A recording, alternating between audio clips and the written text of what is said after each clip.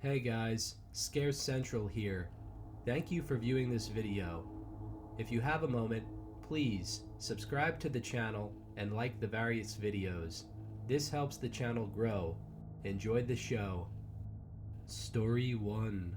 I'm not a perfect guy, but hey, I do what I need to do to get by. Living on the streets gets tough. Sometimes I need to take what I can in order to survive. I've been robbing houses for a few years. I locate houses that are empty and take valuables, all without damaging a thing. I only do it when there is not enough money for my dead-end job to put food on the table. It was towards the end of the summer. The wealthiest family in my area was out at their summer home for the weekend. My plan was to get in and get out, plain and simple. It was around 1 a.m. when I walked to the house. I hopped over the fence and entered by the back door. I picked the lock and stepped into what appeared to be the basement. I slowly walked up the stairs to the rest of the home. I searched throughout the house and filled my bag with as much expensive jewelry I could find. Watches, rings, necklaces. I even found a wad of cash sitting under one of their beds. Just as I was about to exit through the back door, I heard a faint noise coming from behind a bookcase located in the basement. At first, I ignored it and continued to walk to the back door. However, I suddenly heard what appeared to be a loud cry. Now, I'm clearly no good Samaritan, but it sounded like a young girl in a lot of pain. Something was very wrong. I proceeded to take almost every book off the bookshelf and throw it behind me. Just as I was about to lose hope, I pulled a large textbook from the bottom shelf. The bookshelf suddenly moved to the side. To my horror, there was a cage. It was filled with 3 young girls. They were in chains and had tape over their mouths.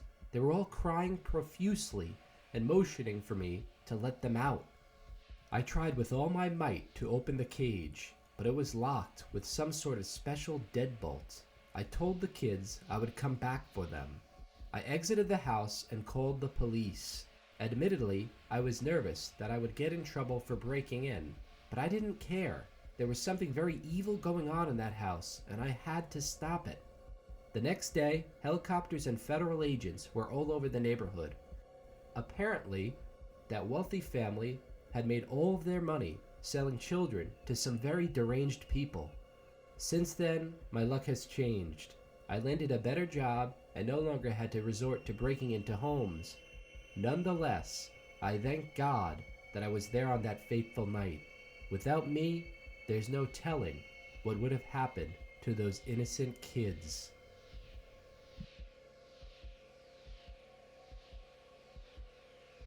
Story 2. I'm 15 years old. To make extra money, I babysit for my next door neighbors, Mr. and Mrs. Wilson.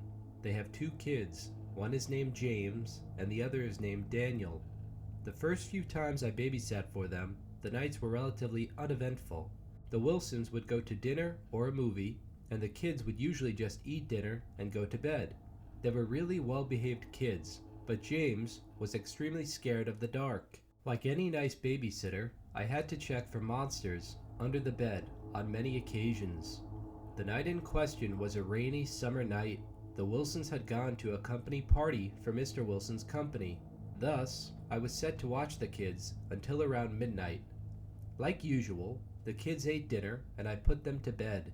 After they went to bed, I went to the family's den and watched some television. A few minutes later, there was a thump coming from the back door of the house.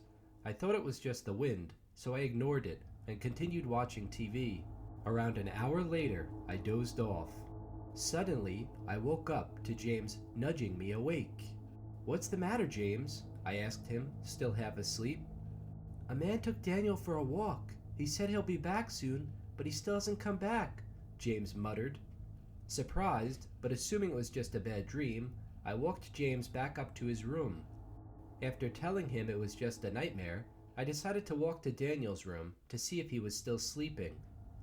My stomach sank. Daniel's window was wide open, and his bed was empty. I ran to the window and noticed a long rope hanging down to the ground below. I raced to the phone and called the police. The cops arrived soon after that. I'm sad to say that Daniel was never located. Life has been very tough lately. I cannot forgive myself for allowing this horror to happen under my watch. I still hold out hope that Daniel will be found, but after 48 hours, the chances are slim to none. I hope this grief gets easier, but the truth is, I don't think I will ever be the same.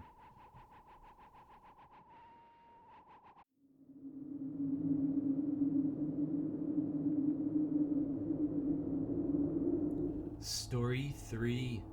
It was a dark and stormy night. I was home alone as my wife was on a trip with her sister. I had a lot of work to do, so I put on a pot of coffee and got ready to burn the midnight oil.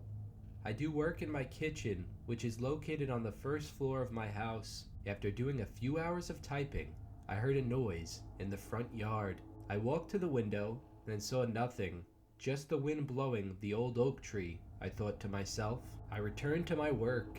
I had a big deadline the next morning, so I couldn't afford to become distracted. I had been having trouble at work lately, so I needed to make sure that I did a great job on this task. A few minutes later, I heard yet another noise, coming from the back of the house this time. I walked slowly towards my back door. Yet again, there was nothing out there, just the wind, I muttered to myself. I walked back to my desk yet again. Just after getting back to work, I heard a floorboard creak behind me. I quickly turned around and saw a large man dressed in a ski mask. He stopped as soon as I saw him. Everything seemed to freeze at that point. Our eyes locked, and we simply stared at one another. It was only for a few seconds, but it felt like an eternity. Suddenly, he started walking directly towards me. I grabbed for a plate that was on my desk to use as a weapon.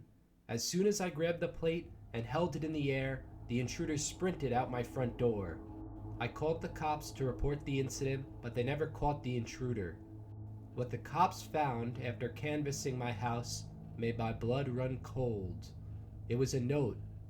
It simply read, "See you soon." Needless to say, I haven't slept well since. When you hear that noise in the middle of the night, don't ignore it. Ignoring it might just cost you your life.